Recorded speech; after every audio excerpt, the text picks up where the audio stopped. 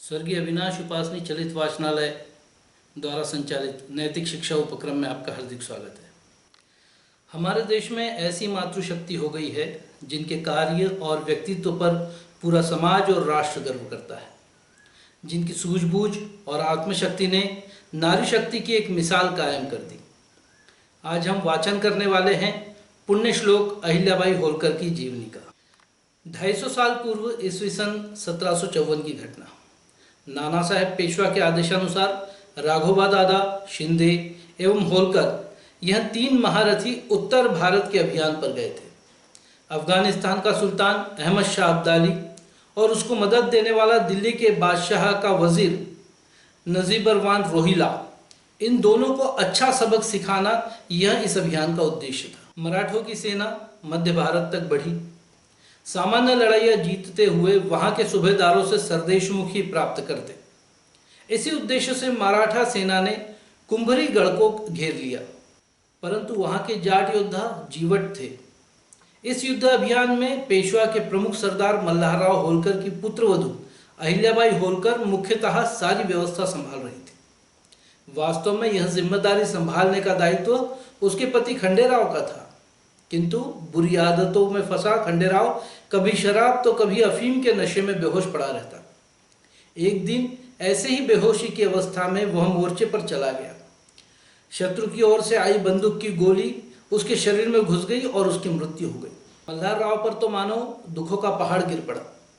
खंडेराव उनका इकलौता लड़का था। अपना पति मारा गया यह समाचार सुनकर अहिल्याबाई भी शोक सागर में डूब गई, परंतु थोड़े ही समय में वह सामान्य अवस्था में आई और उसने सती होने का निर्णय लिया। व्यवहार चतुर, विवेकी, कर्तव्यपरायण पुत्रवधू सती चढ़ेगी यह सुनकर मल्हारराव का शोक दुगना हो गया। मल्हारराव अहिल्या को अपना पुत्र ही मानते थे। उन्होंने अहिल्याबाई से कहा, पुत्री मुझे उजाड़ कर जाएगी, मेरे साथ तुम हो तब अहिल्या ही मेरा खंडेराव है, यह मेरा विश्वास है। इसे सोच ले और इस बूढ़े इंसान पर रहम कर।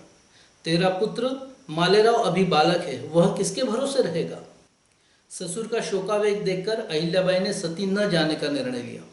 उसके इस निर्णय से भविष्य में मराठों की साख एवं महिलाओं की प्रतिष्ठा में चार चांद लगे।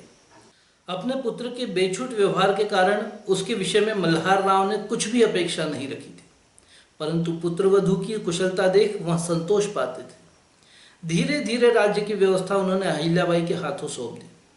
मल्हारराव की पत्नी गौतमाबाई की ऐसी धारणा थी कि अहिल्या के माध्यम से ईश्वर का एक वरदान ही उसे मिला है।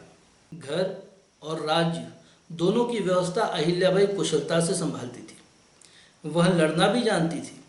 मल्हारराव के साथ कई अभियानों में वह सहभागी होती थी। सरहिंद, बक्सर तथा कोरे की लड़ाइयों में उसका स्पष्ट उल्लेख मिलता है। इसके कारण नए नए प्रदेश उसे देखने मिले तथा मनुष्य को कैसे पहचानना इसका भी ज्ञान हुआ।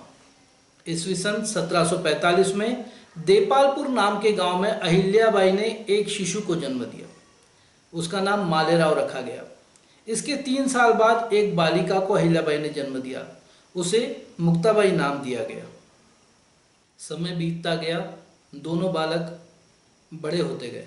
अहिल्याबाई ने यथासमय मुक्ताबाई का विवाह करने का विचार किया, किंतु वर चुनते समय उसने एक शर्त रखी। दरबार में उसने ऐसा ऐलान किया कि राज्य में जो चोर लुटेरे हैं उन्हें जो काबू करेगा उससे अहिल्याबाई मुक्ताबाई का विवाह करेगी। यशवंतराव फणसे ने यह शर्त स्वीकार कर चोर डकैतों का खात्मा कर होलकरों की जागीर में शांति और सुरक्षा प्रदान की। अहिल्याबाई ने शर्त पूरी कर मुक्ताबाई का विवाह यशवंतराव से संपन्न किया। 5-6 वर्ष बीतने पर अहिल्याबाई का वैवाहिक जीवन उद्ध्वस्त हुआ। कुंभेरी किले के घेरे में बंदूक की गोली लगकर पति खंडेराव की मृत्यु हुई। आयु और पुत्र शोक के कारण दुखी होने से मल्हारराव ने शनै शनै जागीर की देखभाल अहिल्याबाई को सौंपना प्रारंभ किया। शासकीय लेखा जोखा अहिल्याबाई के नाम होने लगा। इसके कारण अहिल्याबाई के कर्तृत्व की जानकारी पुणे में पेशवाओं तक पहुंची। मल्हारराव की मृत्यु के बाद अहिल्याबाई ने नर्मदा नदी के किनारे बसे तीर्थ स्थल महेश्वर को ही अपनी राजधानी बनाकर वहां रहने लगी।